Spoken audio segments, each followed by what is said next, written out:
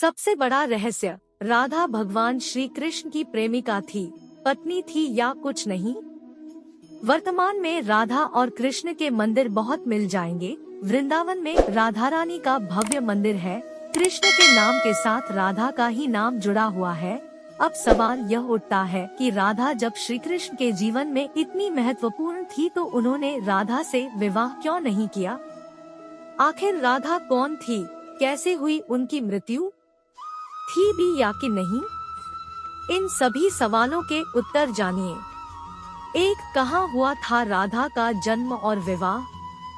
राधा का जिक्र महाभारत में नहीं मिलता है, भागवत पुराण में भी नहीं मिलता है। राधा का जिक्र पद्म पुराण और ब्रह्मवैवर्त पुराण में मिलता है।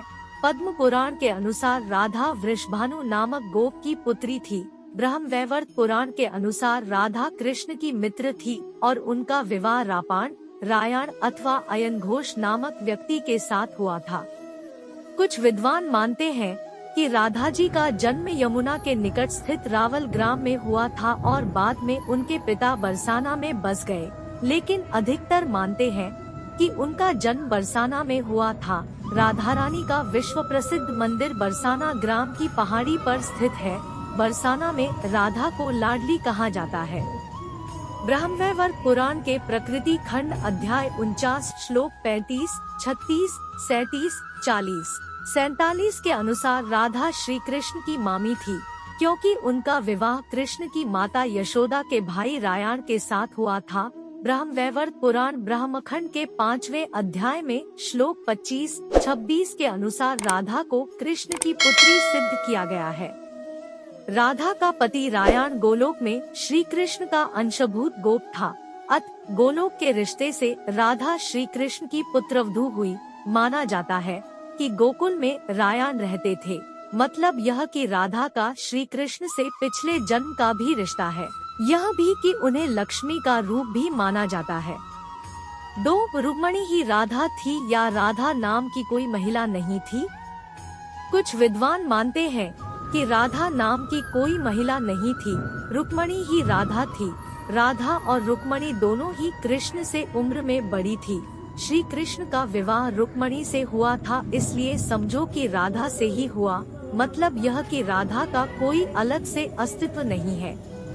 पुराणों के अनुसार देवी रुक्मणी का जन्म अष्टमी तिथि को कृष्ण पक्ष में हुआ था और श्री कृष्ण का जन्म भी कृष्ण पक्ष में अष्टमी तिथि को हुआ था। व देवी राधा वह भी अष्टमी तिथि को अवतरित हुई थी। राधा जी के जन्म और देवी रुक्मणी के जन्म में एक अंतर यह है कि देवी रुक्मणी का जन्म कृष्ण पक्ष में हुआ था और राधा जी का शुक्ल पक्ष में।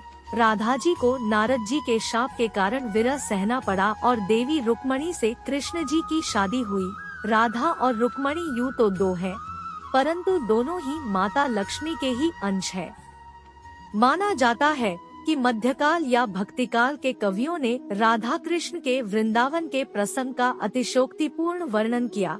राधा कृष्ण की भक्ति की शुरुआत निम्बार्क संप्रदाय, वल्लभ संप्रदाय, राधा वल्लभ संप्रदाय, सखी भाव संप्रदाय आदि ने की। इसका मतलब कृष्ण की भक्ति के साथ राधा की भक्ति की शुरुआत मध्यकाल में हुई। उसके पूर्व यह प्रचलन में नहीं थी। दक्षिण के आचार्य निम्बार्क जी ने सर्वप्रथम राधा कृष्ण की युगल उपासना का प्रचलन किया था। ऐसा भी कहा जाता है कि जयदेव ने पहली बार राधा का जिक्र किया था और उसके बाद से श्री कृष्ण के साथ राधा का नाम जुड़ा हुआ है। इससे पहले राधा नाम का कोई जिक्र नहीं था। 3, राधा कृष्ण का सांकेतिक स्थल पर मिलन और विवाह। ब्रह्मवैवर्त पुराण प्रकृति खंड अध्याय 48 के अनुसार और यदुवंशियों के कुलगुरु गर्ग ऋषि द्वारा लिखित गर्ग संहिता की एक कथा के अनुसार कृष्ण और राधा का विवाह बचपन में ही हो गया था। कहते हैं कि एक बार नंद बाबा श्री कृष्ण को लेकर बाजार घूमने निकले, तभी उन्होंने एक सुंदर और अलौकिक कन्या को देखा। वह कन्या कोई और नहीं राधा ही थी। कृष्ण और राधा ने वहां एक दूसरे को पहली बार देखा था। दोनों एक दूसरे को देखकर मुग्ध हो गए थे। जहां पर राधा और कृष्ण पहली बार मिले थे उसे संकेत तीर्थ कहा जाता है, जो कि संभवत नंदगाम और बरसाने के बीच है। इस स्थान पर आज एक मंदिर है। इसे संकेत स्थान कहा जाता है। मान्यता है कि पिछले जन्म में ही दोनों ने यह तय कर लिया था कि हमें इस स्थान पर मिलना है। यहाँ हर साल राधा के जन्मदिन यानी राधाष्टमी से लेकर अनंत चतुर्दशी के दिन तक मेला लगता है। गर्ग संहिता के अनुसार एक जंगल में स्वयं ब्रह्मा ने राधा और कृष्ण का गंधर्व विवाह करवाया था। श्री कृष्ण के पिता उन्हें अक्सर पास के भंडिर ग्राम में ले जाया करते थे। वहाँ उनकी मुलाकात राधा से होती थी। एक बार की बात है कि जब वे अपने पिता के साथ भंडिर गांव गए तो अचानक तेज रोशनी चमकी और मौसम बिगड़ने लगा। कुछ ही समय में आसपास सिर्फ और सिर्फ अंधेरा छा गया। इस अंधेरे में एक पारलौकिक शख्सियत का अनुभव हुआ। वह राधा रानी के अलावा और कोई नहीं थी। अपने बाल रूप को छोड़कर श्री कृष्ण ने किशोर रूप धारण कर लिया और इसी जंगल में ब्रह्मा जी ने विशाखा और ललिता की उपस्थिति में राधा कृष्ण का गंधर्व विवाह करवा दिया। विवाह के बाद माहौल सामान्य हो गया तथा राधा, ब्रह्मा, विशाखा और ललिता अंतर्ध्यान हो गए। असल में इस वास्तविक घटना को अलंकृत कर दिया गया है।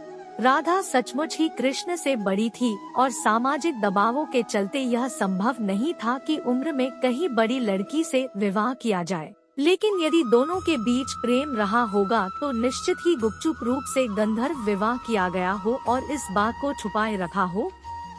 4. कृष्ण ने नहीं निभाया वादा। एक अन्य कथा के अनुसार राधा और कृष्ण एक दूसरे को प्रेम करने लगे थे। उस वक्त कृष्ण की उम्र 8 और राधा की 12 वर्ष थी।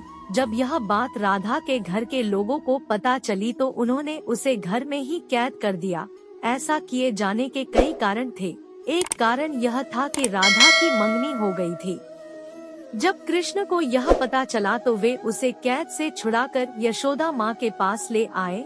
यह देखकर यशोदा माँ भी दंग रह गई।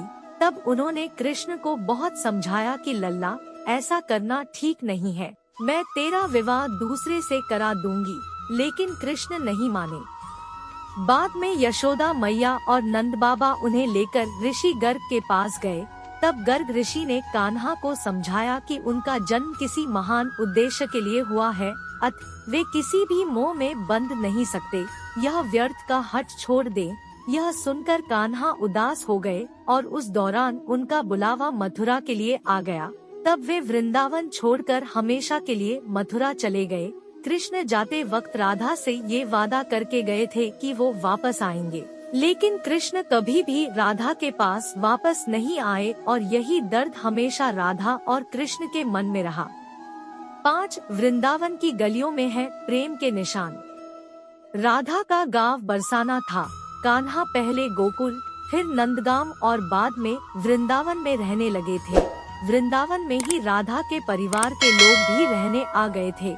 बस वहीं पर सांकेतिक तीर्थ से जन्मा राधा और कृष्ण का प्रेम पनपा।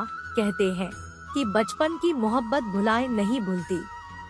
उस काल में होली के दिन यहाँ वृंदावन में इतनी धूम होती थी कि दोनों गांव बरसाना और नंदगांव के लोग वृंदावन में इकट्ठा हो जाते थे। बरसाने से नंदगांव टोली आती और नंदगांव से भी टोली जाती थी। बरसाना गांव के पास 2 पहाड़ियाँ मिलती है। उनकी घाटी बहुत ही कम चौड़ी है।